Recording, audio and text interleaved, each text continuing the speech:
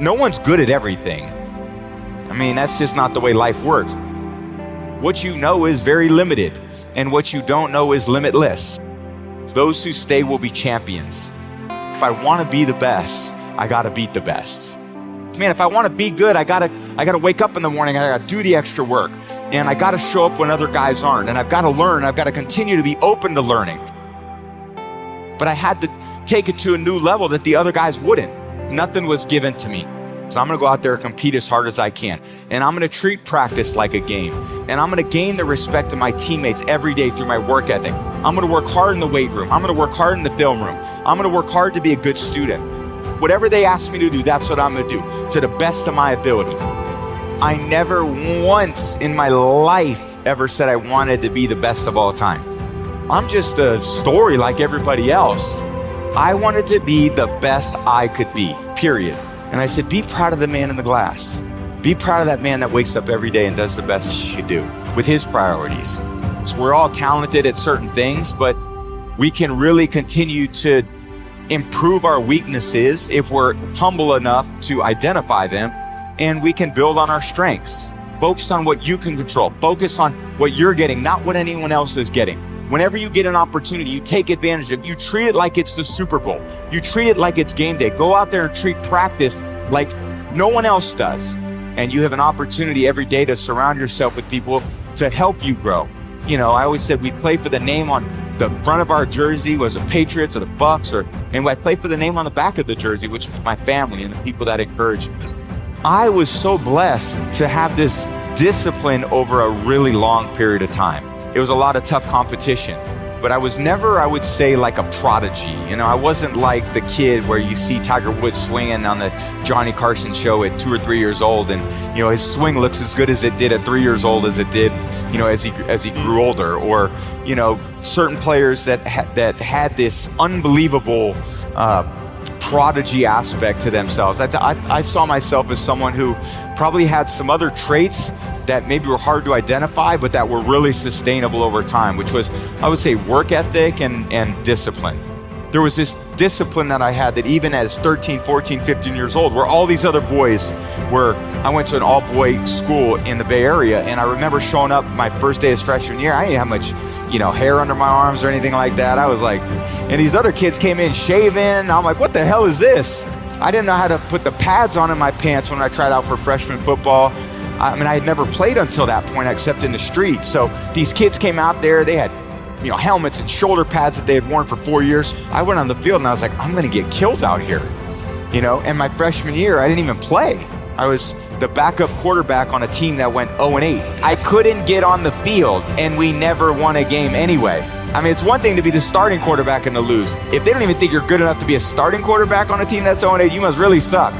So naturally, I was like, oh, cool, I'll continue to, you know, work on my skill. A lot of it was even going into my second year in high school, there were workouts in the morning at 6 a.m. before school. And I was like, okay, I can get up at 6 a.m. and I can go do these rope drills where you run through the rope. You see a lot of people do that. There were these hills that we would run up. And there was probably less than 10 people there, but I was probably one of the 3 that were there almost every single day to try to continue to push myself to grow in these maybe physical areas that I was really behind a lot of other people at. And I went in there, competed really hard my 3rd year, and I lost the starting job to Brian Greasy. So I go into my 4th year and I was like, now's my time. I worked hard to compete my first 3 years. Going into my 4th year, I got a great opportunity to play. And they recruited a kid named Drew Henson. And I was like, the competition's relentless. At first I was looking at the guys ahead of me. Now I got to be looking down at the guys behind me too. And going into my 4th year, my teammates named me team captain. And I won the starting job. We had a good year.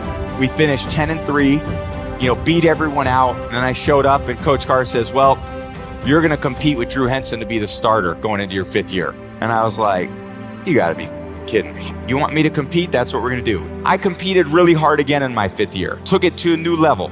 Thought about my conditioning, my strength. Thought about how I was doing making my decisions off the field. I was starting to play really good. And I thought, you know, I'm gonna have a chance. Coach Carr called me in and he said, well, Tom, this is what we're going to do. You're going to start. Drew, you're going to play the 2nd quarter. and I'm going to decide at halftime who plays the rest of the year. Coach Carr said, the platoon's off. Tom's playing the rest of the year.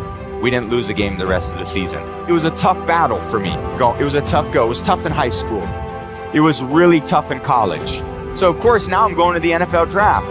And I'm like, all these pro coaches must have seen how good I was. Man, I'm going to be a second-round pick. Round 1, 2, and here we go.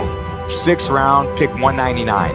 And I was like, all right, I'm going to make all those other teams pay. Like I said, I wasn't the prodigy. I learned about work ethic.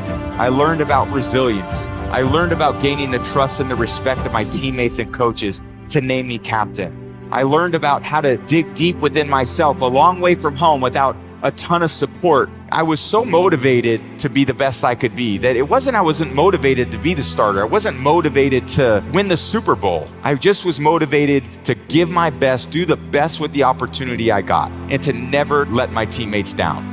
We think are the hardest things in our life end up being the best experience in our life, because if you approach it with humility and you look inward, they become the best opportunities for growth and learning. But most people could say, man, I want to exercise for one day, or I want to be more hydrated for one day. Well, can you do it for a week? Well, that's more discipline, right? Can you do it for a month?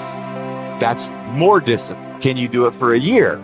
That's even more discipline. How disciplined are you to maintain that routine over a period of time? And I think that will determine your level of success. Fame didn't motivate me. I didn't give it about any of it. I always took less money because I wanted a good team around me. I didn't care about going to all these different places and doing those things. I just wanted to be my best. I wanted to go out there, and the team believed in me. I didn't want to let them down. If I want to be the best, I got to beat the best.